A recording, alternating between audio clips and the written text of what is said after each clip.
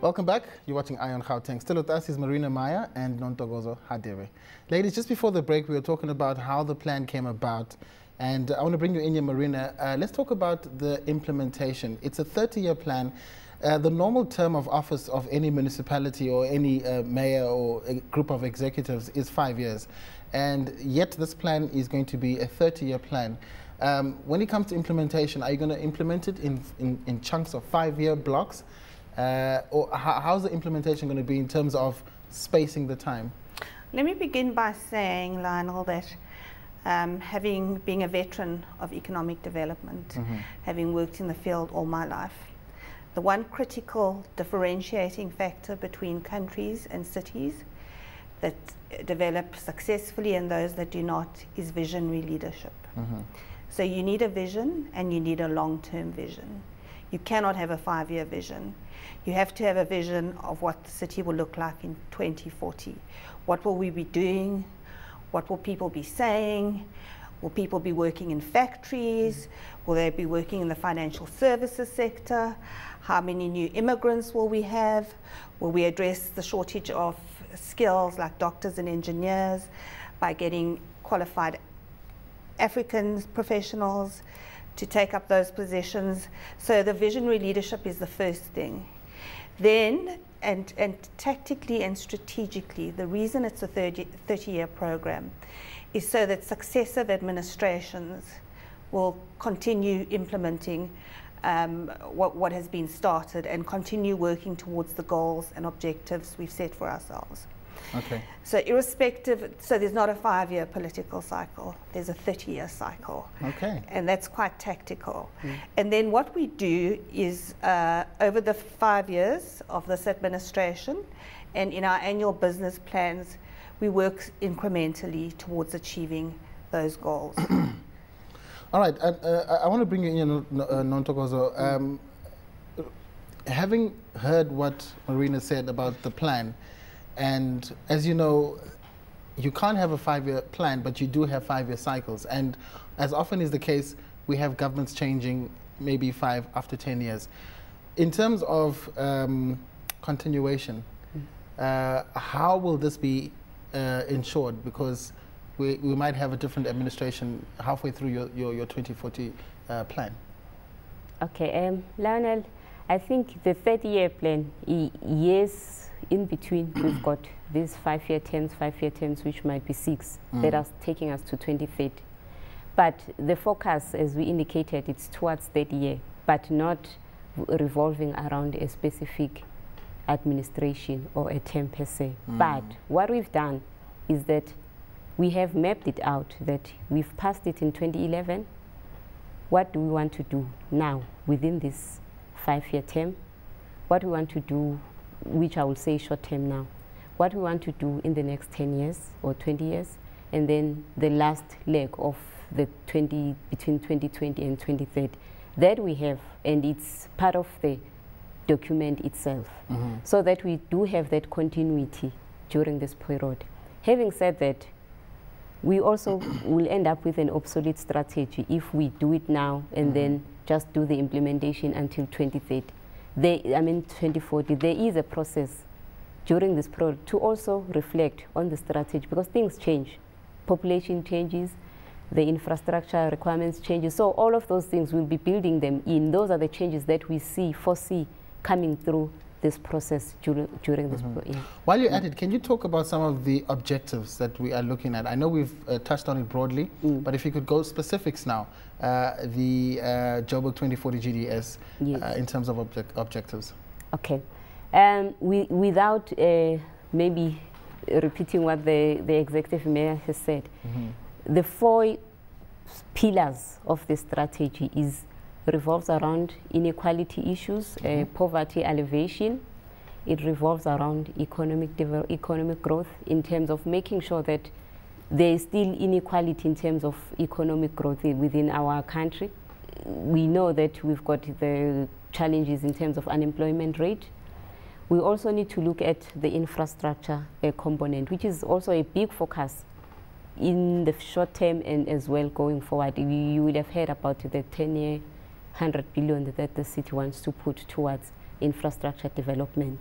That is two-pronged. It's not just to push the infrastructure, but we have to make sure that that infrastructure addresses other issues of environmental sustainability, financial sustainability, and also talk to the other legs of the strategy, addresses economic growth in terms of green economy, those things, and as well as accountability and responsible governance. Yes, responsible, accountable governance. That is also talking to the citizens, not just talking to themselves. Okay. So those are the key objectives. And what we've done since then, they are also supported by specific outputs within these objectives. We've got specific outputs that will focus us, because the objectives are high level, but we have to have these outputs within these objectives that are directly talking to the issues that, or directly supporting the strategy per se. Marina has alluded to a number of programs under one output, which is economic growth, that like SMME development,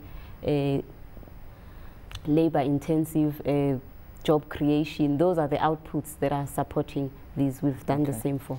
Marina, we want to talk about infrastructure development, and I know this is a function of national government and so on, but the city of Joburg has embarked on an ambitious wiring up of the city. We're talking internet infrastructure now, and it's the only city in South Africa that has actually done this, and very much a pioneer in this regard. How is that going to stimulate economic development as far as as far as you are concerned? Lionel, in my opinion, it is a masterful project. It started long before, it was conceived of long before I became Executive Director of the Economic Development Department. We are running its implementation. It is entirely funded by the private sector through a build, operate, transfer agreement. We are rolling out 900 kilometers. That's longer than the drive to Durban of fiber optic cable. Fiber optic is the cutting edge of ICT technology. Fiber optic is 10 times faster than copper, than a link to a telecom line. It also enables voice over internet protocols and various other ICT services. And what we are doing is, once the fiber optic is laid out, this is why I say the project is innovative and ingenious. The operators are going to give the city of Joburg 60% of the profits they make from rolling out, from connecting to the private sector, which is very profitable. We're then going to use that 60% of revenue to link up, to connect social facilities, schools, hospitals. We're also going to use it to promote SMMEs, starting up in townships. We're going to provide people with training. We're going to put them in all our walk-in centres where people come to get advice and support on starting their own businesses and cooperatives. So from both an economic and a social perspective, we are going to be a smart city. I think we're going to be the smartest city in Africa. Okay. Now, we don't have much time left, but I just want to ask each of you to paint me a picture of Joburg in 2040, future scenario planning. I mean, you've made the plans, you've implemented what you've implemented, and truly speaking, you are the people that actually run the city. And I don't know if you'll be still running the city by 2040, but give me an idea of what Joburg City would look like, or the city of Joburg in 2040. Nontogozo. Yeah, next time you invite us here, we'll come with a more graphic type of a visual, so that you can see what we're talking about.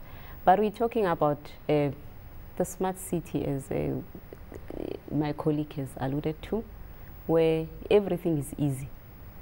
You don't have to worry about the 3G cards and all of those things, but you just connect. Everything, as I say, it's easy. We're looking at hopping from a train, Gautrain, to BRT without a problem. Everything is linked. It's talking to each other, from our taxis to our BRT, Gautrain.